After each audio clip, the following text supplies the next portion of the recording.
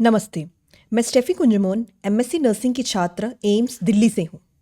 मैं रीढ़ की हड्डी में चोट लगने वाले मरीजों के बीच पैलिएटिव केयर के बारे में बताऊंगी।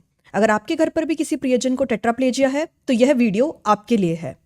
टेट्राप्लेजिया, जिसे क्वाड्रिप्लेजिया भी कहा जाता है, एक ऐसी स्थिति है जिसमें व्यक्ति अपने दोनों हाथ, दोनों पैर और शरीर का थोड़ा या पूरा उपयोग खो देता है।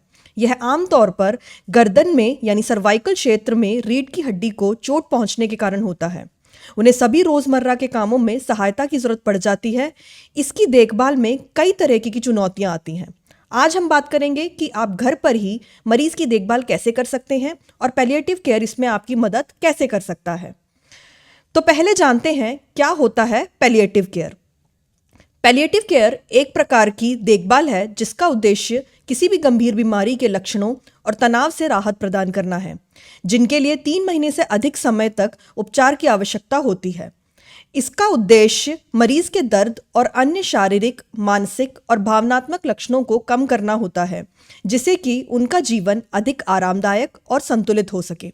यह अन्य इलाज के साथ भी दिया जा सकता है और इसमें डॉक्टरों, नर्सों, सामाजिक कार्यकर्ताओं, काउंसलरों, परिवार के सदस्यों एवं अन्य विशेषज्ञों की एक टीम होती है जो मिलकर मदद करती है। अब हम बात करते हैं टेट्राप्लेजिया मरीजों को कौन कौन सी समस्याओं का सामना करना पड़ता है जिसके लिए पैलिएटिव केयर की ज़रूरत होती है। बेड सोर, सांस संबंधी समस्याएं, कब्ज की समस्याएं, पेशाब में इन्फेक्शन, मांसपेशियों में दर्द व अकड़न और मानसिक तनाव। इन समस्याओं का घर पर कैसे समाधान करें।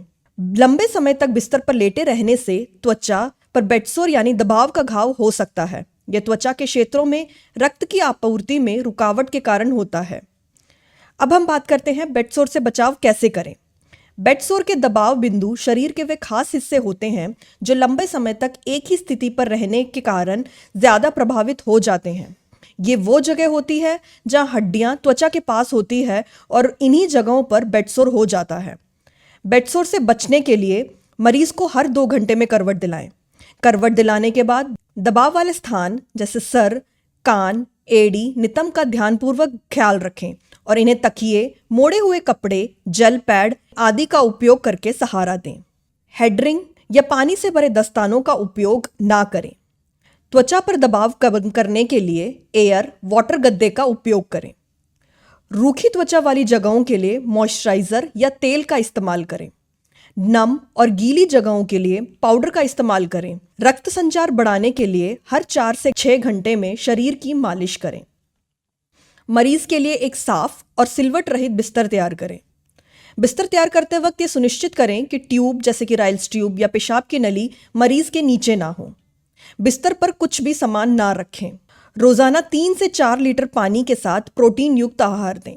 अब हम बात करते हैं सांस संबंधी समस्याओं के बारे में।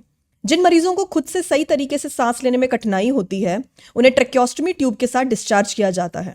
ट्रेक्योस्टमी ट्यूब को साफ रखने के लिए सक्शन की आवश्यकता होती है ताकि सांस में आसानी हो सके।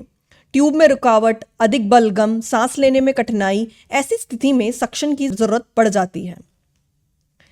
अब हम बात करते हैं सक्शनिंग कैसे करें। सक्शनिंग के लिए पहले सभी चीजें तैयार कर लें। सक्शनिंग से पहले सीने की फिजियोथेरेपी दें ताकि बलगम साफ करना आसान हो। अपने हाथों को धोएं। दस्ताने पहन लें। सक्शन मशीन सही से काम कर रही है या नहीं, इसके लिए सक्शन कैथेटर के अंत को ठंडे उबले पानी में डालकर देखें। बड़ों में सक्शन मशीन का दबाव 100 से 120 मिमी और बच्चों में 50 से 100 मिमी सेट करें। यदि मशीन सही से काम कर रही है तो सावधानी से कैथेटर ट्यूब को ट्रेक्योस्टमी में धीरे से डालें, बिना अंगूठे का दबाव डालें। कैथेटर को 4 से 5 इंच डालने के बाद अंगूठे का दबाव लगाकर सक्शन करें और कैथेटर को घुमाते हुए खींचें। सक्शनिंग करते समय ध्यान रखने योग्य बातें। 10 सेकंड से ज़्यादा समय तक सक्शनिंग ना करें। सक्शनिंग के बीच 2 मिनट का अंतर रखें। मरीज को बीच बीच में सांस लेने दें और केवल ज़रूरत पड़ने पर ही सक्शनिंग करें। उपयोग के बाद सक्शनिंग कैथेटर को उसके कवर में रखें। दिन में 7 से 8 बार उपयोग के बाद सक्शन कैथेटर को फेंक दें। हर दिन नया सक्शन कैथेटर का इस्तेमाल करें। बलगम में खून, पीला रंग या पस दिखने पर तुरंत ही डॉक्टर को सूचित करें। अब हम बात करते हैं ट्रेक्योस्टमी के फीते को कैसे बदलें। फीते बदलने से पहले धीरे से पुराना ड्रेसिंग पहले हटा दें। हटाते समय ध्यान दें कि ट्रेकोस्टमी ट्यूब हिले नहीं। उसके बाद घाव की सफाई करें। सफाई के लिए उबले हुए पानी को पहले ठंडा कर लें, फिर कॉटन स्वैब से पानी में भिगोकर ट्रेकोस्टमी साइट को और आसपास की त्वचा को धीरे से साफ करें। साफ करने के बाद घाव को सूखने दें। सूखने के बाद नया ड्रेसिंग लगाएं। ट्रेकोस्टमी साइट पर साफ और कीटाणु रहित पट्टी ही लगाएं। अब नए फीते को खोलें और इसे ट्रेकोस्टमी ट्यूब के चारों ओर लगाने के लिए तैयार रखें। पुराने फीते को धीरे धीरे ढीला करें, लेकिन इसे दूसरी तरफ से ना निकालें जब तक कि नया फीता ना लगा दिया जाए। नए फीते को ट्रेकोस्टमी ट्यूब के दूसरी ओर लगाएं और पुराने फीते को निकालते हुए इसे धीरे धीरे कसें ताकि यह सुरक्षित हो जाए। सुनिश्चित करें कि फीता ना तो बहुत टाइट हो ना ही बहुत ढीला। इतना कसाव रखें कि 2 उंगलियां फीते और गर्दन के बीच में आसानी से जा सकें। अब हम बात करते हैं कब्ज की समस्याओं का कैसे देखभाल करें। हर दिन एक निश्चित समय बना लें ताकि टॉयलेट जा सकें, जैसे सुबह 6 बजे या खाने के बाद शाम 7 बजे, जो मरीज और देखभाल करने वालों के लिए सही हो। बिस्तर के पास के टॉयलेट या सहारे वाले टॉयलेट का उपयोग करें। 1 चम्मच इसबगोल दूध के साथ दिन में 2 से 3 बार देने से कब्ज की समस्या का समाधान हो सकता है। बेड पैन का उपयोग करने से बचें। रोजाना फाइबर युक्त आहार लें और टॉयलेट जाने से 30 मिनट पहले गर्म पानी या दूध पिएं। इन सामग्री को उचित तरीके से तैयार करके राइल्स ट्यूब फीडिंग के माध्यम से दिया जा सकता है, जिससे कब्ज से बचाव और प्रोटीन की पर्याप्त मात्रा मिल सके। एक दही को अच्छी तरह से मिक्स करके या प्यूरी बना के ट्यूब फीडिंग में मिलाएं। मूंग दाल या मसूर दाल का उबाल कर प्यूरी बनाएं और फिर ट्यूब से जरिए दें। जो मरीज अंडे का सेवन कर सकते हैं वह 1 गिलास दूध में अंडे को मिक्स करके दे सकते हैं।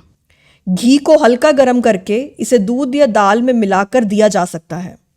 ताज़े नारियल से पानी निकालकर इसे सीधे मरीज को दिया जा सकता है। अब हम बात करते हैं पेशाब में इन्फेक्शन। रीढ़ की हड्डी में चोट के ज़्यादातर मरीज अपने पेशाब को ठीक से खाली नहीं कर पाते।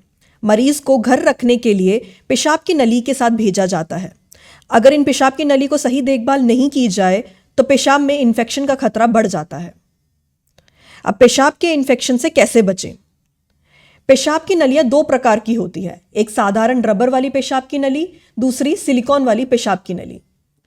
रबर वाली पेशाब की नली को हर महीने बदलने की जरूरत है और सिलिकॉन वाली हर 2 महीने के बाद बदलने की जरूरत है। रोजाना 2 से 3 लीटर पानी अवश्य दें। पेशाब की नली और पेशाब की थैली को छूने से पहले और बाद में अपने हाथों को साबुन और पानी से अच्छे से धोएं। हर दिन कम से कम 1 बार साबुन और पानी से जननांग क्षेत्र को साफ करें। पेशाब की थैली को हर 15 से 20 दिन में बदलें। अब हम बात करते हैं मांसपेशियों में दर्द व अकड़न। यह मांसपेशियों के तनाव और असामान्य रूप से बढ़ा सकता है। कभी कभी हाथ, पैर या धड़ नियंत्रण के बिना हिलने लगते हैं।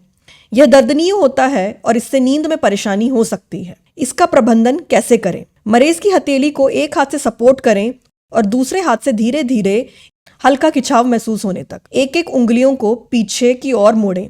मरीज की कलाई को एक हाथ से हल्का पकड़ें और दूसरे से उसकी कोहनी को सपोर्ट दें। धीरे धीरे कलाई को ऊपर और फिर नीचे की ओर मोड़ें। इसी तरह मरीज की कलाई को एक हाथ से हल्के से पकड़ें और दूसरे से उनकी बाह को सपोर्ट दें। धीरे धीरे कलाई को ऊपर और फिर नीचे की ओर मोड़ें। मरीज की ऊपरी बाह को पकड़कर धीरे साइड में उठाएं, कंधे को ऊंचाई तक अगर संभव हो सके, फिर बाह को वापस नीचे की ओर लाएं।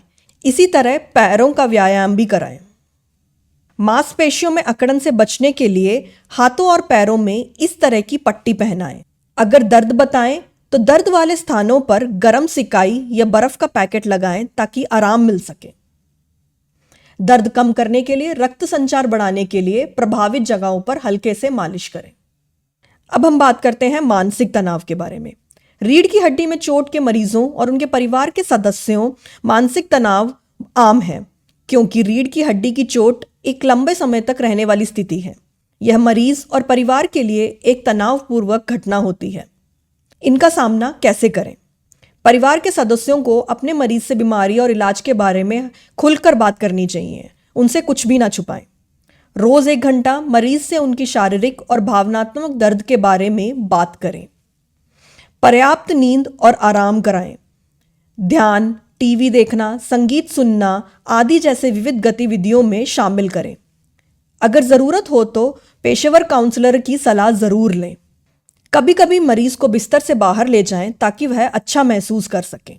अब टेट्राप्लेजिया मरीजों को बिस्तर से कैसे उठाएं? इसके लिए पहले 3 या 4 लोगों की मदद से मरीज को बिस्तर से व्हीलचेयर में तौलिए या चादर के सहारे ले जाएं।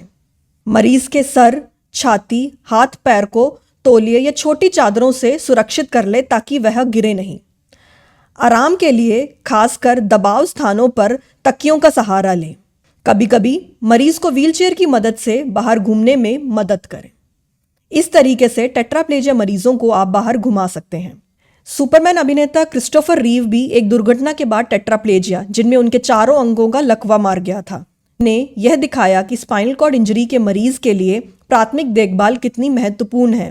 रीव की देखभाल में उनके परिवार और टीम ने न केवल उनकी शारीरिक ज़रूरतें पूरी की, बल्कि उन्हें मानसिक और भावनात्मक सहारा भी दिया। इसी तरह भारत में प्रीति श्रीनिवास की कहानी हमें यह सिखाती है कि जिंदगी की सबसे बड़ी चुनौतियां भी अपने आत्मविश्वास और जज्बे को नहीं हरा सकती। वह एक राष्ट्रीय स्तर की तैराक और तमिलनाडु महिला क्रिकेट टीम की कप्तान थी, लेकिन 18 साल की उम्र में एक स्विमिंग दुर्घटना से उन्हें क्वाड्रिप्लेजिया से ग्रस्त कर दिया।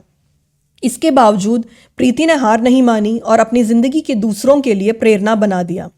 उन्होंने सोल फ्री नाम की एक संस्था शुरू की जो कि रीढ़ की हड्डी की चोट से पीड़ित लोगों को नई जिंदगी जीने में मदद करती है। आशा करती हूँ कि यह वीडियो आपके लिए उपयोगी रहा हो। इस यात्रा में धैर्य, समझ और प्रेम सबसे महत्वपूर्ण है। जब आवश्यकता हो तो सहायता लें और जान लें कि आपके विश्वास वास्तव में फर्क पैदा कर सकते हैं। धन्यवाद।